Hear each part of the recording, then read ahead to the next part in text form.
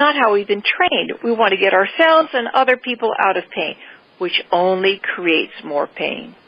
But she said, when I could sit with them and just breathe myself back into this moment and open to it, to not want it to be anything other than what it is. They said these people were like flowers turning towards the sun. They would just dive right into the love, the acceptance, the openness. And she said, yes, it's true that these people had, finished living their lives. They had finished the roles of their lives, living a role.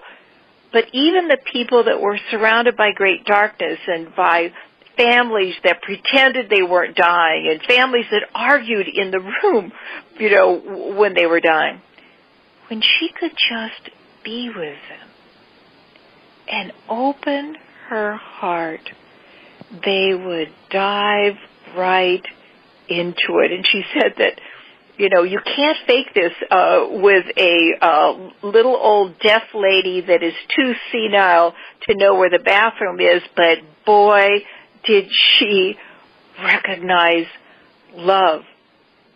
And she said they were never too old or too far gone to miss it.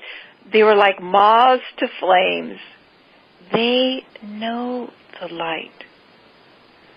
And she even said that the more darkness that surrounded them, the quicker they moved toward it. They recognized the light of an open heart.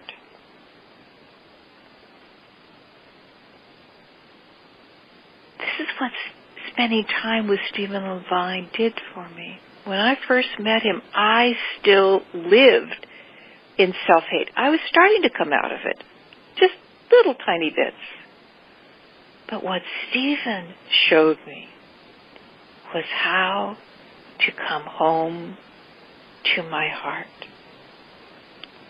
And I began to learn how to meet myself, not the big guns, not this liquid self-hate. I had to start with the little judgments. I'm talking too fast, or I'm eating too fast, or I'm late to the doctors.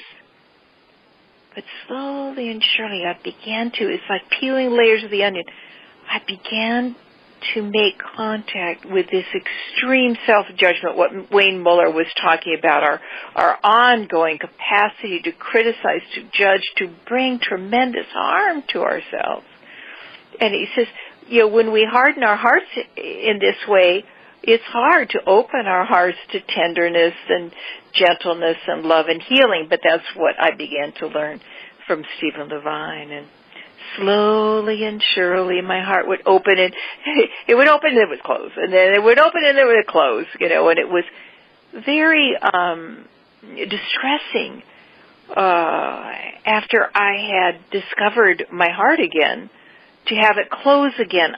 It took me a while to understand that at some level the heart always opens and closes. And no, that's not the right way to say it. The heart opens and then it isn't quite as available. The heart never closes. We just don't have as much access to it. And I learned how to trust that those times would come, that I wouldn't have access to my heart again. But I did a lot with, tapping my heart and patting my heart and breathing in and out of my heart. And slowly and surely it began to become easier to access my heart, even when it felt like my heart was closed. And I did a lot with this extreme self-judgment that I have carried. I broke my own arm once out of self-hate by being drunk and hitting the end board of a bed that was covered by a duvet cover. And so I'd known a lot of self-hate. And as I grew, as I opened back into life, as I came home to my heart, there was two places that I wasn't ready. Told life, please don't do this. The first was to have my children suffer or die. And the second was to make me fat again. Really, what I was trying to say was I didn't want to go back into that liquid self-hate. And, I was able to come to the place where I honored my children's journey, that they are souls on a journey, and my job was to honor and support their journey. And lo and behold, both of my children dealt with life-threatening illnesses for many years, and I just thanked my life so much for bringing me to that place where I could honor their journey. Was there great fear and was there great despair at times? Yes. But pretty quickly I could find space around it and come back and be with my children, because when I was lost in my fear and my despair, I couldn't be with them. But isn't that amazing? It was easier for me to be with my children as they were than it was to go back into that liquid self-hate. So fast forward, into my life, and I have had a very, very busy year. I have spent this year doing basically two jobs, doing my regular, practice and, writing the blogs and the radio shows and things like that. But also we have created a new website, which I absolutely love. I mean, I love to go look at the first page just to look at the first page.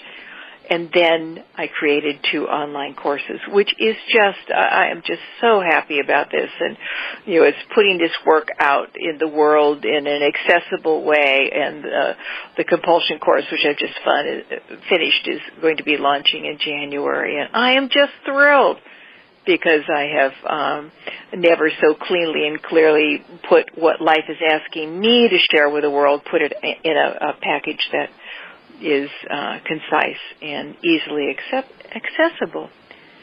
And yet I'm no spring chicken, and this was a lot of work to do.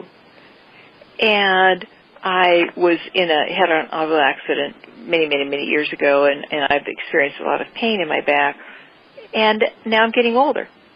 And I had a back surgery, and that helped immensely. But that was 3.5 years ago. And so the pain is increasing again. And I've not been able to exercise for almost a year. So I have gained a few pounds. It's just a few pounds. But my body has stayed basically the same weight for over 30 years. And you know what? It's brought back, when I'm really tired, what shows up is that liquid self-hate.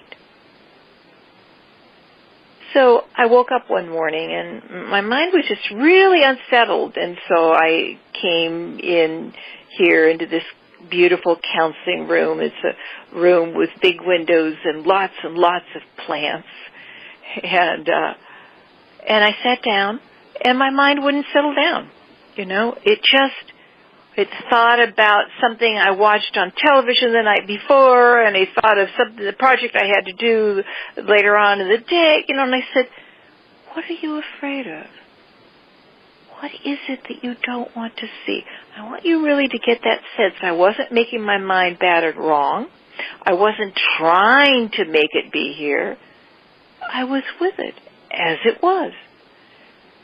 And immediately I brought my attention into my body, and there was this liquid self-hate. And as soon as I saw it, I went right back up into my mind, because my mind is afraid of this. My mind experienced a couple of decades, probably even more than that, of this liquid self-hate that was right under my skin, all over my body. And I told my mind, I said, I know you're very afraid of this, but this is where the doorway is. Remember? When we've gone exploring before, something that you don't like, you find more freedom. So my mind remembered that and went, oh, yeah, okay, so let's go explore this. So when I mean explore it, the best thing to do at the beginning is just notice the sensations of it, notice where it is in your body and how deep it goes in your body and does it move around and so on and so forth. So you keep your attention there. And as I became fully present for this liquid self-hate, which I have been so afraid of my whole life, I mean, I want you to just feel the joy of it. That's something that, let's say it's a lion that has been chasing you your whole life, and you finally stop, and the lion screeches to a halt, and you find out it's a pussycat, and you just laugh, oh my God, I've been running away from this my whole life. As I was there with the liquid self-hate, my heart burst open like a sunflower, when the sun rises, in the morning. Oh, and it just wave after wave of love and care for this very young part of me that had lived that and lived that experience all alone. Yes, as I matured, I had more and more space around this extreme self-hate that I carried, but the liquid self-hate I had never been able to fully be with. And this love was so strong, I got up and went into the bathroom, and I looked at myself in the mirror, and I kept on saying, I love you exactly as you are. I accept you exactly as you are. This wasn't something I was saying from my head. This was my living experience, and I looked at myself in my eyes, and it was really a sense of, oh my God, I see you. I really see the world you have lived in. I see the absolute, just unbearable pain of this liquid self-hate. And it went back to that time when I was lying on the bed that I shared in the bedroom with this willily tall, slender sister, this ever-increasing, my body getting bigger.